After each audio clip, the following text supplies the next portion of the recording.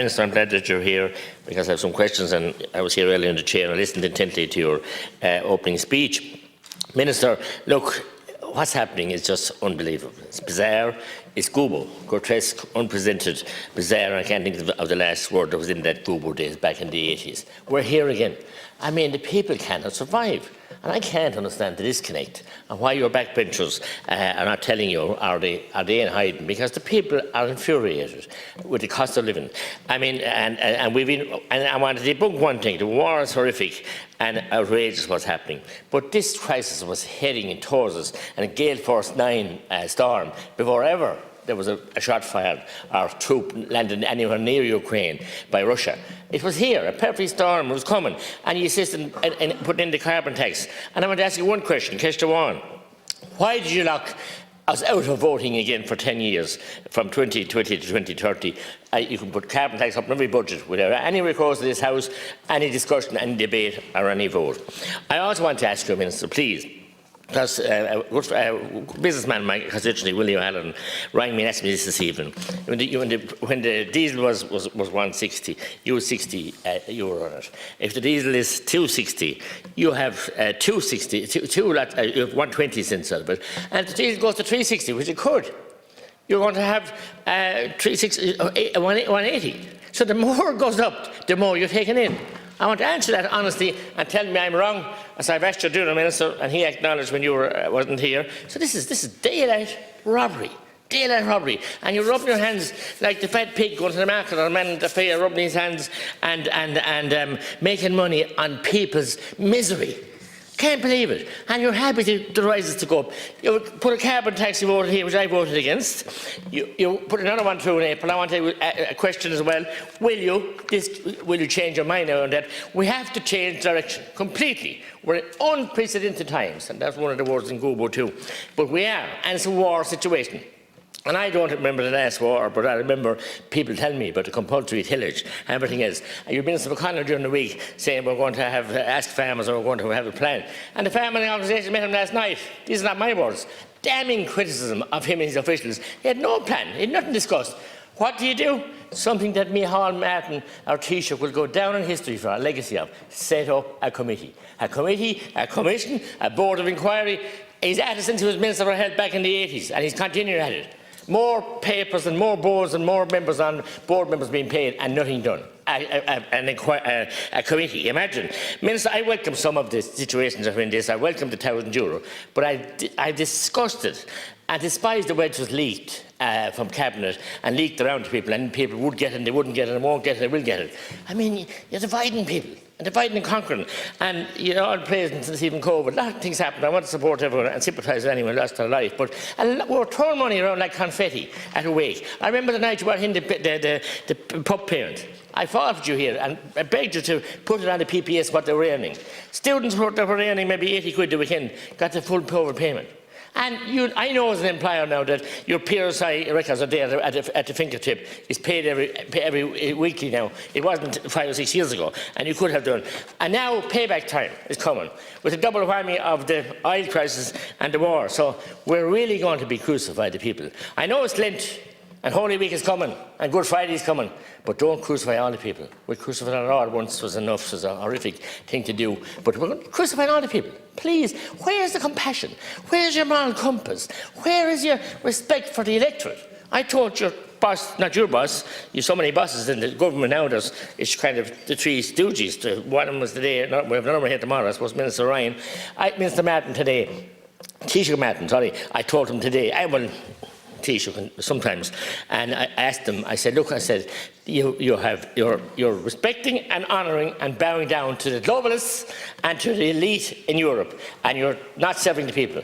We us as Táchtaí Dála are servants of the people, messenger of the people, to do good for the people, and if we can't do good, don't do bad. And you want to hi to Europe. How come Sweden?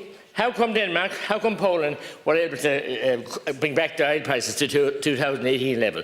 We're here telling you we're not going near that. The paltry thing you came up with last night, 20 cents on road diesel. Some people put it up by 20 cents, and I condemn that I condemn that fundamentally. It's a horrible thing to do, price gouging. But you leaked it. Why didn't you take this decision and just announce it straight away? And they couldn't put up the price. Went up by more than 20 cents in places last night, and today went up 3 times one filling station that I know today. So you did put 15 cent, 20 on petrol, sorry, 15 on road diesel. The hauliers. I said it today again to the Taoiseach. The lorries will be abandoned in the yards. They'll be broke down in the yard because the ad blue that you have to have for the green energy as well. You don't put that into them, they'll stop on the road anyway. They'll be left on the road. And where will and Minister Martin didn't reply to my question today, Taoiseach Martin, but he said that, oh, the holidays are great, they export all the stuff and Europe buy all the stuff off us. We paid a big high price for the support from Europe, and they're not very supportive of us. They weren't in Brexit and they weren't in many other areas either, but we have sold our sovereignty. We've sold, I don't know what we've left. We've everything sold by the kitchen sink in this country, and what we haven't sold, you'll have sold before you run out of government. And it'll be a long time before you'll be back into government again, and this is nothing personal to you. Also, then you come down to the FCI and the farm contractors, and the Ferramori Golair footing here, the farmers of Ireland. Get them to plough more. Do you know it costs €300 now to fill an average tractor? And that only for a day, that wouldn't last them. And you put the AdBlue with their modern tractors as well. AdBlue, and I read, I've seen one I remember, and I got an email in here where the Greens suggested an EU levied a directive that you couldn't plough up the hill. You could only plough down the hill. The people that come up with those kind of bunkum, you're going to drive up Ireland and lift the plough and sit down again. I often did that myself in high, dangerous land where you couldn't plough up the hill, but you couldn't plough up the hill, you're going to be stopped. You stop people ploughing. You stop people setting corn. We had a set-aside policy, you weren't involved in that, but your party, well. That was an awful attack on nature. Spraying off a bird or a bee or an insect couldn't live in it. And you closed the sugar, or you didn't, but Fianna Fáil closed the sugar factory. The biggest mistake was ever made. And here we are now again dismantling the fishing industry and giving them compensation, that horrible, dirty word, compensation to scrap their vehicles. Who's going to feed the people with fish? Our natural resource that we have sold so much of it off. Who's going to be able to plough and sow and spray and mind the tillage crops and then harvest them and reap them if they haven't the fuel to do it? You can't buy, and I didn't go out to the home heating aisle, I can't believe that you didn't do anything with home and heating aisle, because the folly of Minister Ryan and his directives and department directives, you can't build a house now with a chimney in it. People are going to freeze inside the house, they can't buy the kettle. They can't even light up if gas stoves, depending on ESP. And if we get minus 10 or 12, the heat pumps, the air to water, the air to heat will stop. And we know that from the last big freeze we had in 2010. So, with plastic on Oireachtas, you're absent and you're missing in action and you're persecuting the people. And I don't know what kind of death wisher you have against the people. Cromwell wasn't as bad. He tried to get people in our. We resisted around of Clonmala, and he told people to hell out the Connacht. You said give them no place to go to. No place to go to. There's land in Kerry and Donegal and many other counties. That's not arable land. You couldn't plough it. There's land in my own and the Valley of the Shore, and the owner was always boasting that in the 47 when the compulsory ploughing, and he had 300 Irish acres of land. He's Taoiseach Imaha and Taoiseach boss, Michael Morrissey, and he was always boasting that there was 3 fields he didn't have to plough because it was the wetland, an inchland and a flood. So now you're not taking that at all. Minister McConnell is in dreamland. Came up with this dream. The farm organisation, Mocking the Farmer, as well came out condemning what happened. We didn't expect action. An empty room, empty heads, no ideas, nothing, no vision, no passion, nothing. Oh, we'll set up a committee and they'll meet Friday. Imagine, in the middle of a crisis.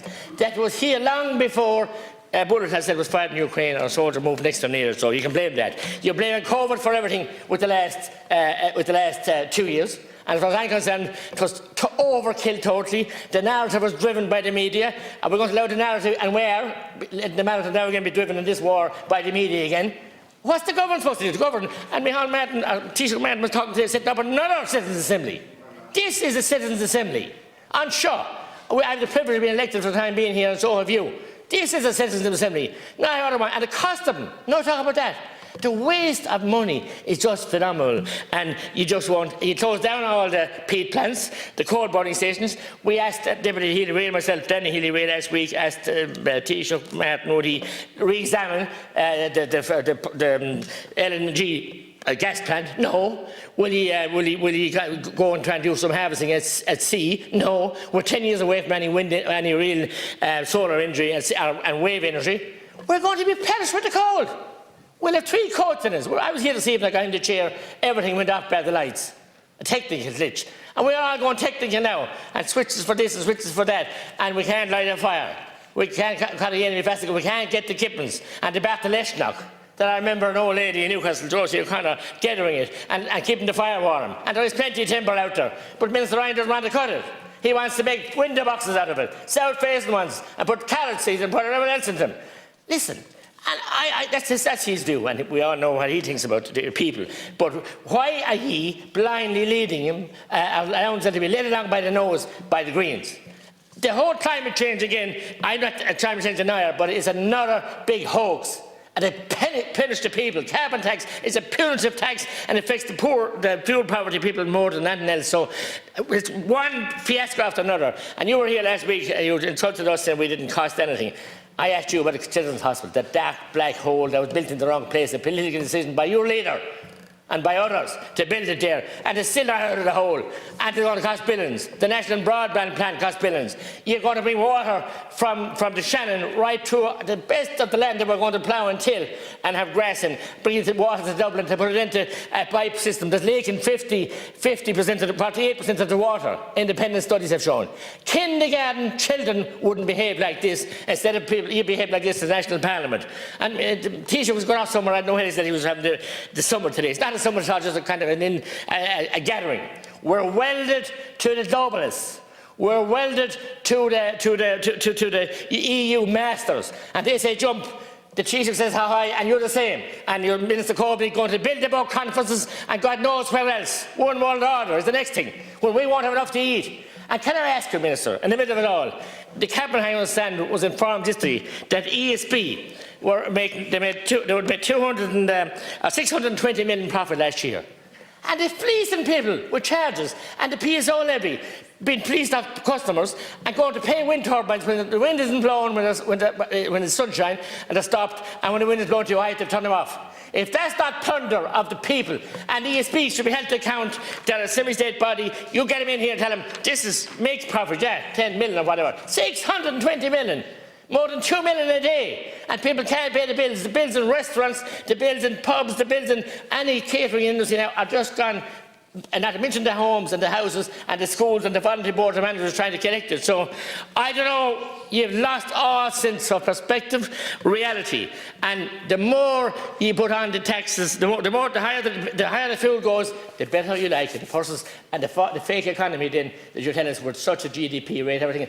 On the back, the blood and sweat of the people. People can't travel, they have to travel to work, they won't be able to go to work. Builders will be stopped and construction sites will be stopped.